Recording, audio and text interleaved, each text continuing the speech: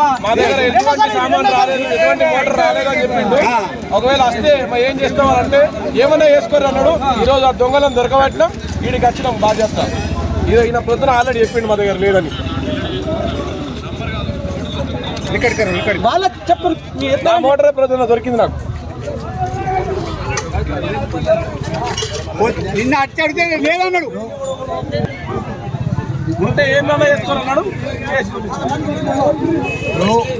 ఇనుప సామాన్ షాపులన్నీ మొత్తం క్లోజ్ చేస్తేనే మా రైతుల బాధ తప్పుతుంది. దొంగతనం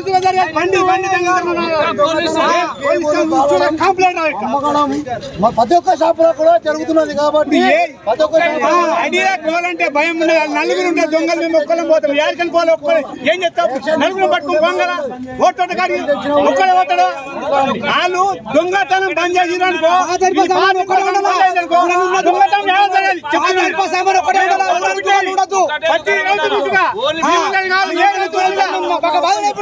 ప్రతి ఒక్క షాపులో ఈ వైండింగ్ అనేది కాల్చి అమ్మడం జరుగుతుంది కాబట్టి బాగా ఇబ్బంది రైతులకు. మేము కొంటే వేలల్లో అవుతున్నది, వాళ్ళు అమ్ముతే 10 రూపాయలకు అమ్ముకుంటున్నాం. బాగా ఇబ్బంది జరుగుతుంది.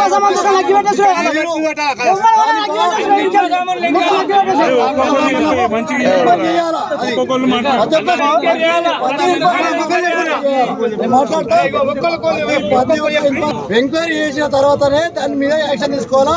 పోలీస్ అధికారులు కానీ మేము కానీ రైతులు కానీ అందరం ప్రోత్సహిస్తాము. ప్రతి ఒక్క పాత ఇనుప సామాను ఎంక్వైరీ చేయాలా. ప్లస్ స్టీల్ స్టాప్ వల్ల కూడా అమ్ముతున్నారు, అది కూడా ఎంక్వైరీ కావాలా.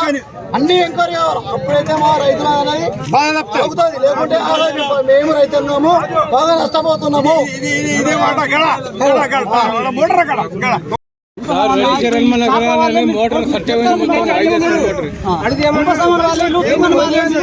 రైతుల సామాన్ కరెంట్ సామాన్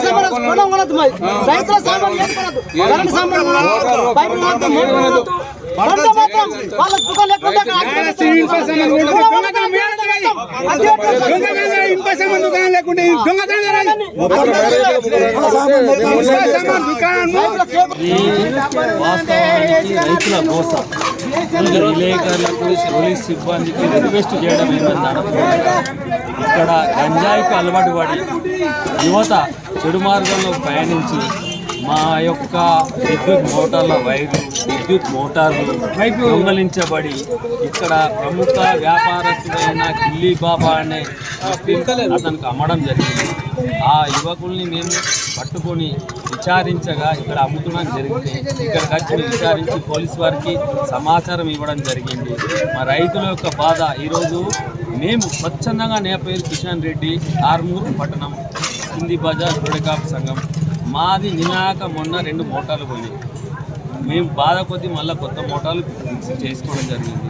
ఇది ఎట్లా పోతున్నాయని ప్రత్యేకించి నిఘా పెట్టి కొందరి యువకులు దోస్తుల ద్వారా నిఘా పెట్టి ఇలా పగడ్బందీగా నిఘా పెట్టే వరకు 4 యువకులు, వాస్తవుడు, ఒకడు ఆర్మూరు వాస్తవుడు, ఒకడు సుభాష్ నగర్ వాస్తవుడు కలిసి 4 యువకులు దొరికినారు. వాళ్ళని కొద్దిగా విచారించగా వాళ్ళు ఇలా ఫలానా వ్యక్తిని మేము అమ్మడం జరిగిందని చెప్పారు. ఈ పోలీస్ సిబ్బందికి సమాచారం అందించి వాళ్ళకి అప్పగించడం జరిగింది. ఇట్లాంటి సంఘటన మళ్ళొకసారి జరగకుండా ప్రత్యేకించి గవర్నమెంట్కి కానీ పోలీస్ సిబ్బందికి కానీ మేము వేడుకోవడం, రైతుల తరఫున వేడుకోవడం జరుగుతుంది. ప్లీజ్ వాళ్ళని కఠినంగా కొనేవాళ్ళని. ఆ యువత వాళ్ళు పాపం యువత ఏంటి అంటే డ్రగ్స్కి అలవాటు పడి, గంజాయికి అలవాటు పడి చెడు మార్గంలో నడుస్తున్నారు. కాబట్టి వాళ్ళని వీళ్ళే ప్రోత్సహించి వీళ్ళే చెడు మార్గాల్లో నడిపించడం జరిగింది. కొనేవాళ్ళు ఇట్లాంటి పాత ఇనుప సామాన్ కొనేవాళ్ళు చెడు మార్గంలో వాళ్ళని చేస్తారు. వాళ్ళు మారుస్తారు, వీళ్ళు మారుతారు. కాబట్టి వీళ్ళని కఠినంగా శిక్షించి యువతని చేంజ్ చేయాలని కోరుకుంటున్నారు. అది వేడుకునేది ఇది ఒకటి. ప్లీజ్